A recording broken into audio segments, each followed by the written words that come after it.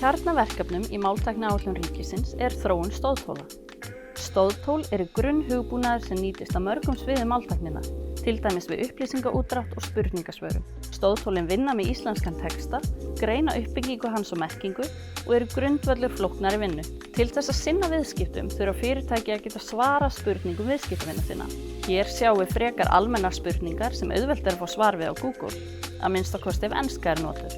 Við getum flett svona spurningum upp á Google, fundið vefsíðu sem inniheldur hjálplegar upplýsingar, en við fáum ekki svörin beint út. Til þess að svara svona spurningum þarf bæði mun meiri merkingagreiningu og ítarlegri upplýsingar. Fyrir fyrstu spurninguna þarf í fyrsta lagi að vita hver forseti Íslands er, vita hvenær hann fæddist á íslenskum tíma og svo framvegis. Ímyndum okkur að við viljum safna upplýsingum kaup og sölu á fyrirtækjum til að geta á þægilegan máta haldið utan eignarhald þeirra og virði. Við gætum lesið hverja einustu fréttatilkynningu sjálf og uppfært gögnin okkur í höndunum, en það tæki mun meiri tíma en þörf er á.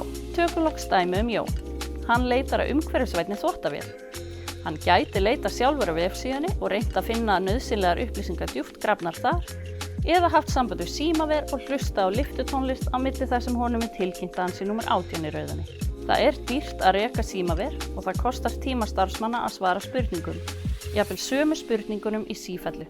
Með máltækni er hægt að svara svona spurningum á sjálfvirkan hátt og á réttri íslensku.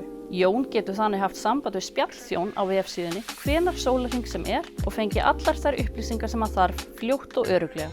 Skoðum þá hvernig farið er að því að svara spurningu Jóns á sjálfvirkan hátt. Jón spyr spjallþjóninn: hvaða þvottavélar frá Samsung er í orkuflokknum A+++?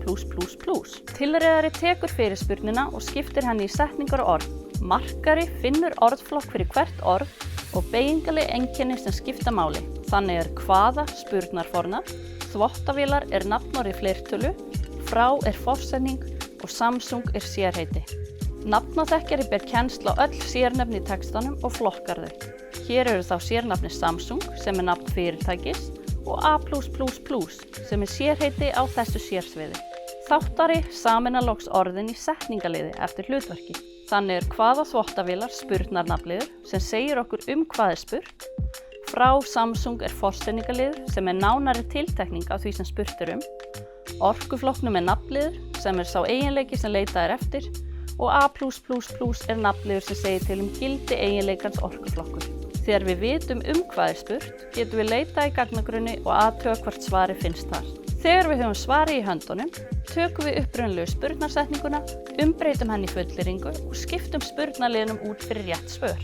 Dæmi hér á undan var þvottavélar, en hægt er að laga stóðtólin á ólíkum sviðum með sérhæfða orðnotkun. Sömu lögmál gilda vinnslu og greiningu upplýsinga úr annars konar texta, hvort sem er að ræða fundaskrár, lyfjafylgiseðla, lagagreinar, dómsúrskurði eða eitthvað allt annað. Við getum beitt svipuðu ferli til að fylla út í gagnagrunnin til að byrja með. Þá eru fullyrðingasetningar tilreiddar, markaðar og þáttaðar í þeim tilgangi að hægt sé að veiða viðeigandi upplýsingar upp úr þeim og fylla út í gagnatöflu. Við getum unnið upplýsingar upp úr þessari frétt á kauphöllinni til að fylla út í gögn okkar kaup og sölu á fyrirtækjum. Í fréttinni eru ófullkomnar upplýsingar dagsetningu, 2. desember síðastliðinn. En með því að tengja hana við útgáfu dagsetningu fréttarinnar getum við fengið nákvæma dagsetningu. Þegar upplýsingarnar eru komnar inn í gagnagrunnin er hægt að nota hann til að svara spurningum.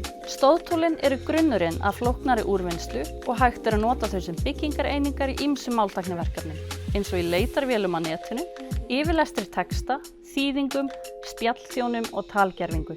Möguleikarnir eru endalausir.